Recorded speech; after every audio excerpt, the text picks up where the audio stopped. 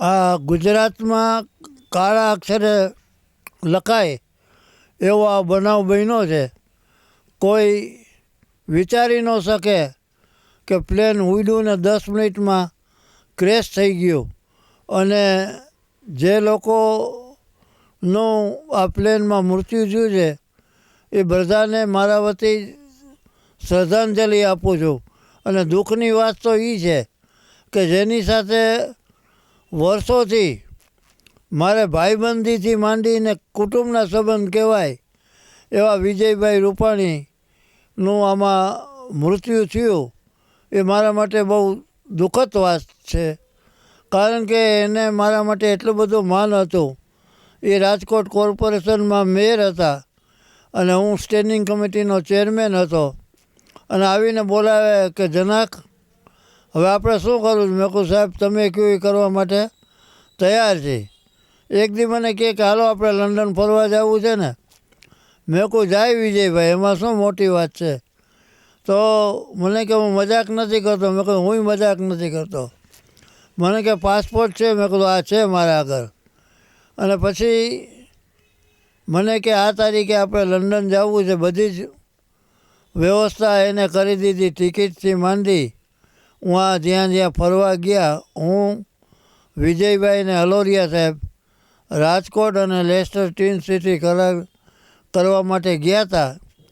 અને જે એને મારી સરભરા કરી છે જીવનમાં ન વિસરાય કે ન ભૂલાય એટલી બધી મારી સરભરા કરી હતી. એમને ખબર છે કે આ ખર્ચો કરી શકે એમ નથી, તો તમામ પ્રકારનો ખર્ચો એના શિરે લઈ લીધો અને એની વ્યવસ્થા કરી દીધી.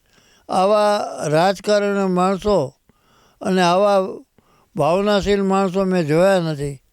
વિજયભાઈના દીકરો એમના ધર્મપત્ની સાથે હતા અને જે મારા માટે લાગણી છે. ઘણી વખત મારા ઘરે જમવા આવી ગયા, ઘણી વખત કાર્યક્રમમાં ભેગા હતા.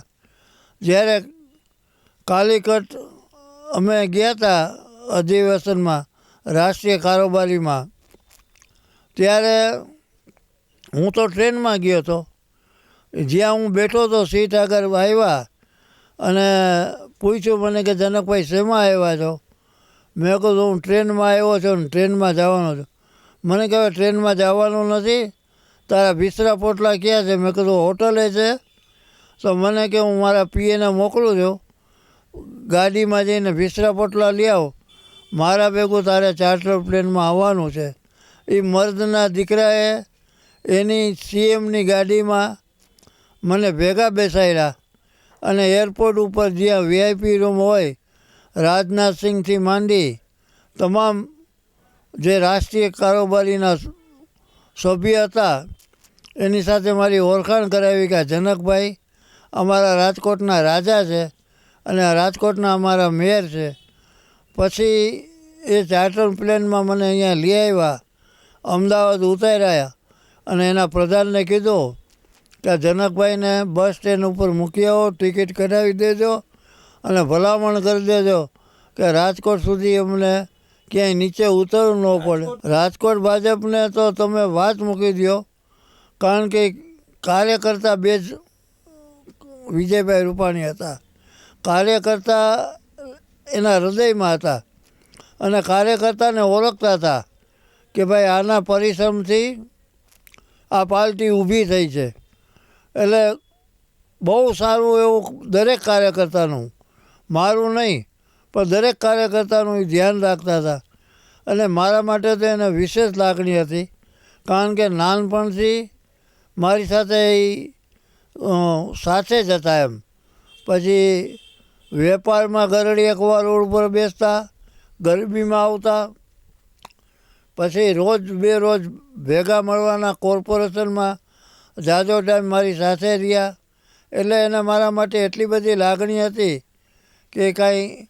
અને હું જ્યારે મેયર બન્યો ત્યારે એને ખૂબ રાજી થયા કે જનકભાઈ આજ સાચા માણસ આ સીટ ઉપર બેઠા છે અને હું તને હૃદયપૂર્વક અભિનંદન આપું છું કે તારી પ્રગતિ થાય અને તું રાજકોટની પ્રજાના સેવા કર. અને એમના સહયોગથી રાજકોટની મારાથી જે બહેની એ બધી સેવા કરી અને એનો આખો પરિવાર કલકત્તામાં એના ભાઈઓ વિજયભાઈના ભાઈ પ્રવીણભાઈ આ બધા સાથે કુટુંબના સંબંધ છે. આ ન દર્શાવી શકાય એવું દુઃખ થયું છે, કારણ કે ન ધાર્યું એવો આ અકસ્માત થયો છે અને હતા નહોતા થઈ ગયા. હું નહીં પણ રાજકોટ અને સૌરાષ્ટ્રના જે કાર્યકર્તા જે એના સંપર્કમાં આવ્યા હતા એના રૂવાડા ઊભા થઈ ગયા આ સાંભળીને કે ભાઈ આ શું થયું છે એમ. એટલે એનું દુઃખનું વર્ણન ન કરી શકી એવું ભયંકર દુઃખ થયું છે મને નહીં, મારા આખા પરિવારમાં. કારણ કે મારા ઘરે છે ને ઘણી વખત આવી ગયા છે એ અંજલિબેન, એનો પરિવાર, એનો આખો પરિવાર મારા ઘરે જમી ગયો છે. એટલે આખા પરિવારને દુઃખ થયું છે, પરિવારના સંબંધ હતા એમ. ભગવાન